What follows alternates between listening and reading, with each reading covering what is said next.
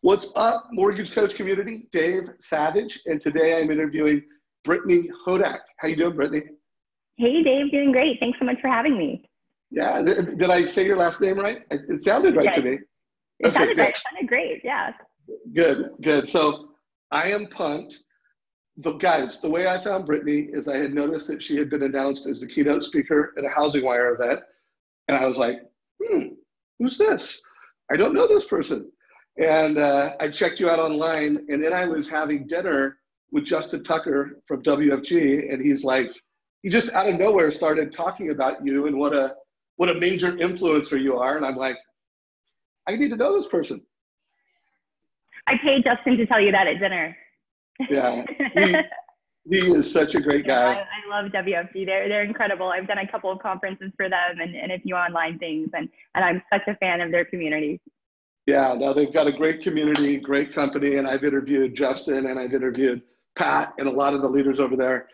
So I want to bring some value to the Mortgage Coach community through you. I want to introduce you to the Mortgage Coach community. I have a feeling you're going to be on a lot more stages in the mortgage industry this year and next year. Why don't we just start with the name of the company is the Superfan Company. Like, what does that mean, and what is your backstory? Yeah, so my backstory is I'm an entertainment entrepreneur. 8 years ago, I co-founded a company that is now known as the Superfan Company to help people and brands and entertainers and sports teams do a better job of engaging with their fans.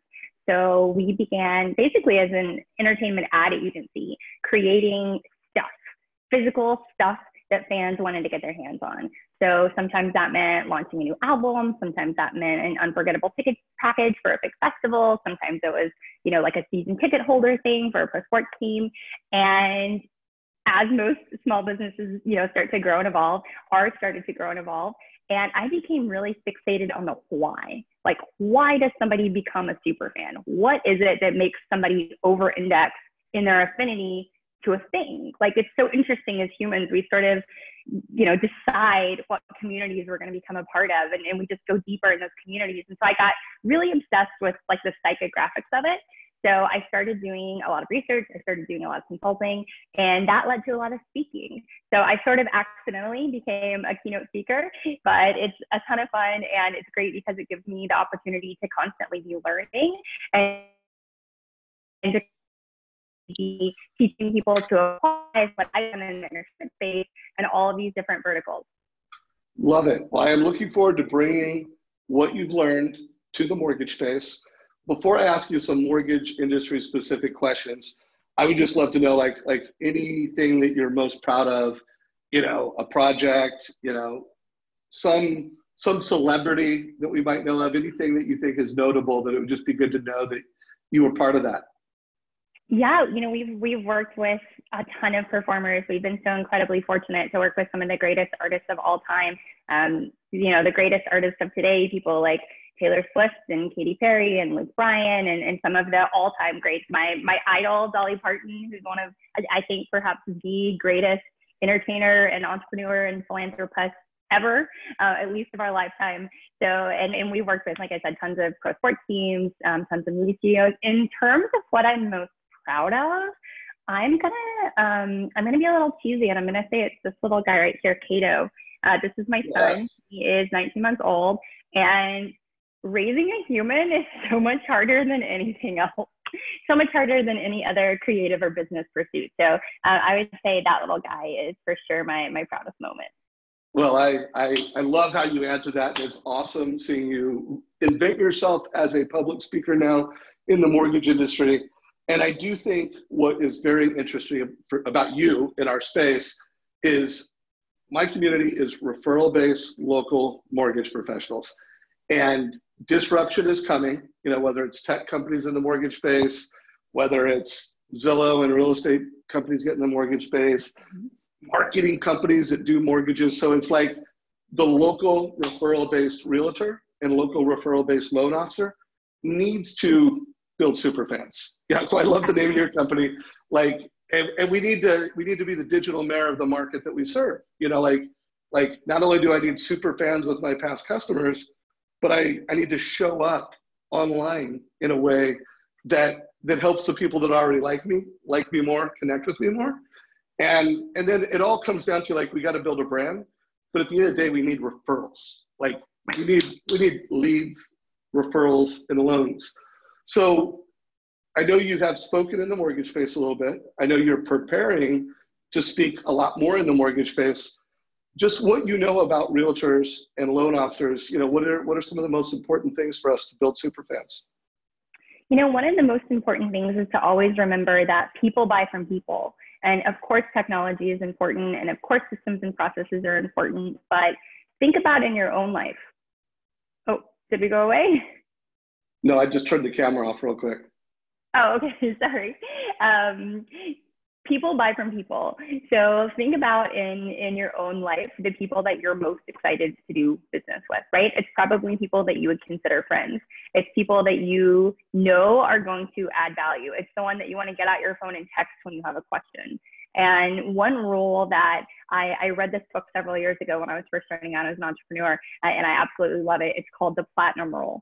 And, we all grew up with the golden rule, treat others the way you would want to be treated. That's something I think probably every child from the age of like 6 can recite. But the platinum rule takes it a step further, and it says, treat others the way they want to be treated. And I think that's so important for everyone in sales, but particularly in the mortgage and real estate industries to keep in mind, because not everyone wants to be treated the same way. Not everyone has the same hopes and dreams and fears and questions. And so in order to create a culture of super fandom, in order to get people excited about working with you again and referring you to people they know and telling people unsolicited about the great experience they had, you've got to figure out what it is that they want. You've got to figure it out how to over deliver to them in a way that's really going to make an impression on them. I love that. And that kind of fits into one of our processes. Every family you meet, you need to find out what their hopes, their dreams, and their goals, and go beyond the transaction. And you guys have heard that from top producers. My most recent interview with Josh Vettel, where he talks about the art and science of personal connection. He's taken it even a step further, where he's like, not only do I want to get their hopes and their dreams and their goals, but I really am working harder than ever at just personally liking these people. Like, don't work hard on making them like you. Work hard on actually liking them. Any thoughts on that? It's so funny that you said that. I just watched the interview that you did with Josh, and it reminded me of a keynote workshop that I was doing about 2 weeks ago. And an entrepreneur said, how can I make people think I like them? I said, time out. You're in the wrong business if you're trying to fake authenticity, because it's never going to work. You've got to actually care about the people. And if you don't care about the people you're serving, you're never going to be successful in sales. You're never going to get to the point of having referrals. And as technology continues to disrupt the industry, the people side is going to become much, much more important, because the competition is endless. And if you're not making your customer feel welcome and feel appreciated, I guarantee you they will find somebody else who will. And it's so easy to do that these days. So let's not pivot, but I want to shift to the technology piece, because there's a lot of loan officers. First of all, the best loan officers care. They care about their clients. I just don't believe that there's that many super successful people that don't really care beyond the money. Most of them care beyond the money. I want to give great service. But most loan officers in the industry are still failing to use technology in a way that benefits the customer. They're just not, and Mortgage Coach is a perfect example. I've never met a buyer or a family or even a loan officer that would say, oh, I'd rather have the total cost analysis versus the fee worksheet. They want the digital experience with video and graphs and charts, but yet they still don't do it. So, and I know you see a lot of that. What advice do you have to people that they just need to upgrade their skills? Even when you talk about text, there's a lot of loan officers, they love their people, they care about their people, but they're not communicating with them in the channels that they want to communicate. They're communicating them in the channels that they like to communicate, So what are some thoughts on that? Well, that goes back to the platinum rule. And I think, there's probably there's probably two camps of people that I encounter when we're talking about this. The first is the people who are sort of just resistant to change because they're resistant to change. And they say, well, you know, it's worked for 20 years. And even if my business was down 2% last year, it was only 2%. I'm going to keep doing what I'm doing. Those are the people who are really in trouble. Like if that's you, you really need to, you know, come to grips with the reality that the world is changing and you got to change with it, or, you know, you're going to be replaced by automation or by somebody else who is embracing technology. So that's sort of the first camp. I think that's probably not a lot of people in the mortgage coach community from what I've seen in the Facebook group. These are people who seem very comfortable and are excited about introducing new tools into their toolbox and adapting. And, you know, I think the second bucket of people that I often encounter is people who are sort of afraid of the unknown. They're afraid of technology because they think, well, I don't know how to do that, or I'm going to have to learn how to do that. And what I find is that a lot of times when people think they have a how problem, what they actually have is a what problem. Like they don't exactly know what it is that they need to be communicating, much more so than the how, because the how is going to evolve constantly, right? Like since the beginning of time, the way humans have marketed to humans has constantly been changing. And what I always say, if you're clear on the who and you're clear on the what, the how is going to take care of itself. And an example that I use is think about writing or think about wishing your mom a happy birthday, right? If you're wishing your mom a happy birthday, you're probably not going to stop to think about whether you're doing it in person, in a birthday card, maybe over the phone, maybe in a text message, maybe on a cake. You're not going to worry about the how, right? You're not going to say, oh, well, usually I'm wishing my mom a happy birthday in person, but this year I'm doing it with a cake. Like, how do I write it on the cake? Like, you're not, the channel doesn't matter, right? Because you're very clear on the who, and the who is your mom, and you're very clear on the what, and what is wishing her a happy birthday to let her know that you love her and you're thinking of her. So when you are clear exactly on your who, your customers, and your what, which is the value that you're adding to them in their lives, the how kind of takes care of itself. Because again, if you go back to the platinum rule, the how is whatever is the most convenient way for your customer, whatever is the way that they prefer to have you engage with them is the way that you need to be engaging with them. I love it. I love it. And I can see why you're trending as a keynote speaker. I mean, you are netting this out and you're saying some things in a different way. So let's talk about, you know, being the digital mayor, like the loan officer of the future needs to have a Facebook presence, you know, whether they need to, you know, be a Facebook celebrity, you know, not everybody's cut out for that, but they need to use social media at a level of proficiency. And it's absolutely to their benefit that they are like a rock star. Like in our community, Dan Keller in Seattle, he just does an incredible job in terms of how he builds a personal brand and gets referrals on Facebook. You know, Josh Meadow, who I interviewed, I mean, he has built this brand around, I'm the physician's lender, and he's killing it. What are some ideas, knowing that we've got people in our community, everything from not even on Facebook, but let's not talk to them. Like they've got, and I'm not knocking them, like if it's working for you and you're achieving your goals and you're happy, right on. If you're not achieving your goals and it's not for you, let's just assume that people in between, like I'm on Facebook, I'm on Instagram, I'm using LinkedIn, but they're not optimizing. What are just some basic ideas and best practices that you always, you know, like when you're looking at a loan officer, you're looking at a lender, you're like, oh, they're doing this, they're doing this. Oh, they're doing this, they didn't stop doing that.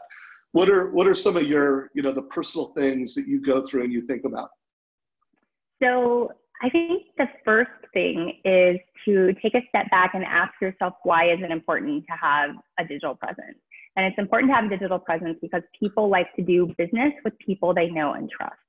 So the purpose is to not only, you know, have a destination to send people, but for when people are doing research online, for them to feel like they're getting to know you.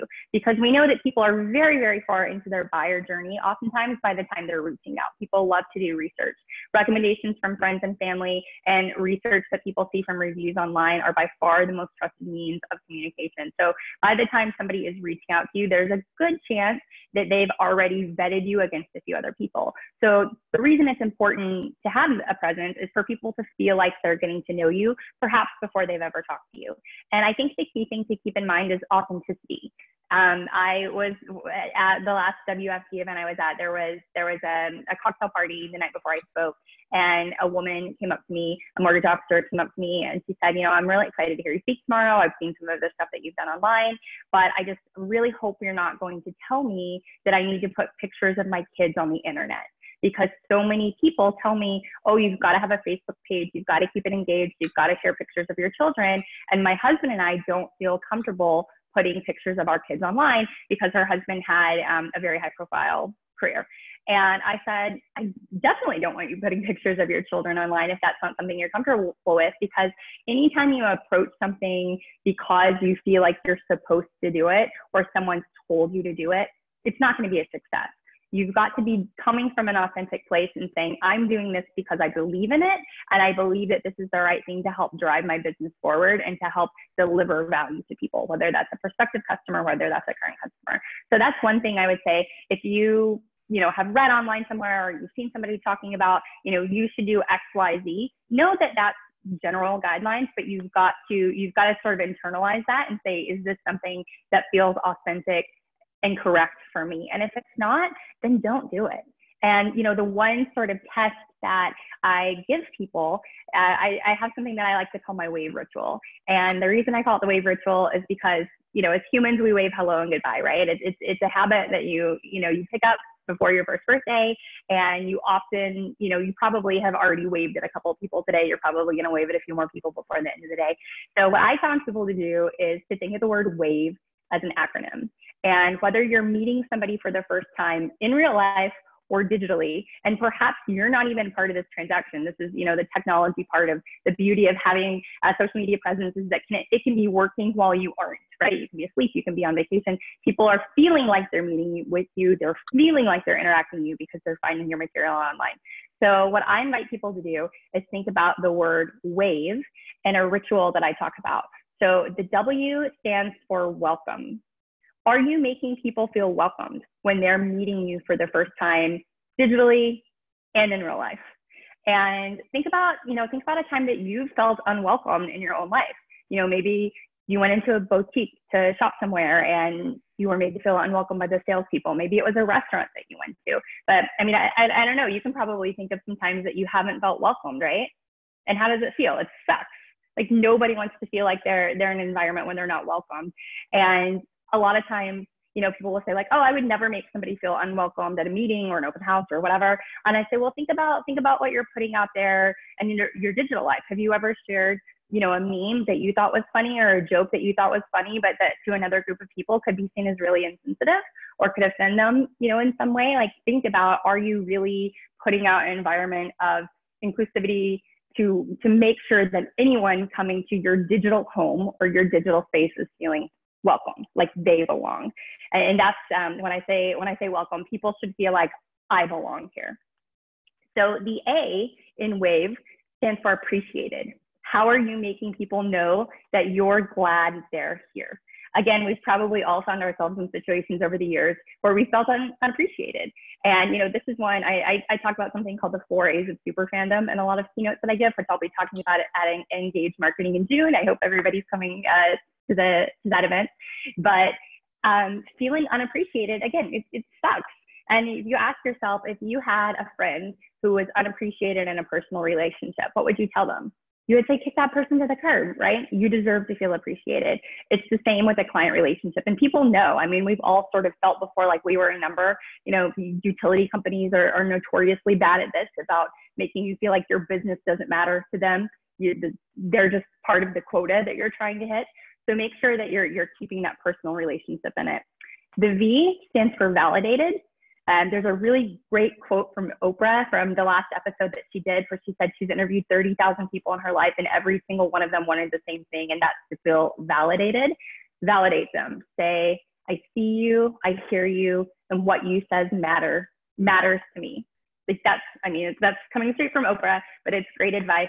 Validation. Letting people know that not only they matter to you, but what they think matters to you, because again, everyone is coming, you know, to the mortgage community with different needs and different concerns, and making perhaps the largest purchase that they ever have in their entire life. So you've got to make them feel validated. You've got to let them know that they are the utmost importance to you. And then the E in WAVE stands for excited. And that's the fun part, right? Nobody is going to be talking about an experience they had or recommending somebody who is sort of like, you know, ho-hum, right? So how you're making people excited. And there's, tons of interviews that you've done with really smart people that talk about some of those human connections. But again, it's the personal part, it's the personality part. So WAVE ritual, think about that. I would invite people to look at their own digital storefronts, digital pages and social media, and ask, am I making people feel welcome, appreciated, validated, and excited even before they're a customer of mine? I love this. So I am definitely going to block out some time, and I'm going to call it, I call them jam sessions. I'm going to block out a 1-hour jam session, and I'm going to go through my own social platform with WAVE in mind. I mean, I think that's awesome. I love that. Never heard that before. So I have some final thoughts, but before I close on my final thoughts, how can the mortgage coach community connect with you? Like if they want to follow you, if a manager is listening to this and they want to hire you to speak at an event, how can we follow you, and how can we get to see you on the stage? Thank you. Well, my website is just BrittanyHodak.com, HODAK.com. I'm at Brittany Hodak on every social channel, including Facebook, and they can come see me in June at the Housing Wire Engaged Marketing Conference. All right, guys, there you have it. So I'm going to put a link down below, although you should be able to Google Brittany. Link down below to her website. Check it out. I have a feeling she's going to be trending in the mortgage space. And also, if you have questions, because I have a feeling I can get to interview Brittany again, put questions down below. If you have a question for Brittany, put it down below, either in the Facebook group or the YouTube channel. Also, from a homework assignment, I just think it's such a good companion to this conversation. If you haven't already listened to this interview with Josh Metal, The Art and Science of Personal Connection, check it out. And then just, you know, the mortgage coach total cost analysis, guys. Family of the picture of his family. Josh is very comfortable showing pictures of his family. It's part of his brand. If you're not, don't do it. If you are, do it. But be intentional. You notice that there's a video. Personally connect. You know, by the way, if someone, you know, got a total cost analysis and they saw that you made a video for them, would they feel appreciated? Probably. And then your reviews. Make sure you're integrating your reviews with your presentation so that you're giving advice and education, social proof, and then you're showing your care with personal advice. So I'll put a link to both of those down below. Brittany, any last words for the mortgage coach community before we wrap it up? I just want to say thank you so much for welcoming me into this community. I will continue to be group, so if anybody has any questions, we post them there, and I will have an ebook all about the WAVE ritual that's launching in a couple of weeks. So I'll make sure to link it in the Facebook group for everyone to download for free. Awesome. Please, I have a feeling anything you would post in our group, anything you would comment would be valued. So please participate. And Brittany, I look forward to our next conversation, and I also looking forward to meeting you in person. I think I'm going to try to go to that Housing Wire event. Fantastic. Yeah, I hope to see everybody next month in North Carolina. All right. Take care, everybody. Have a great day. And give us a like, share it with your mortgage friends. Take care.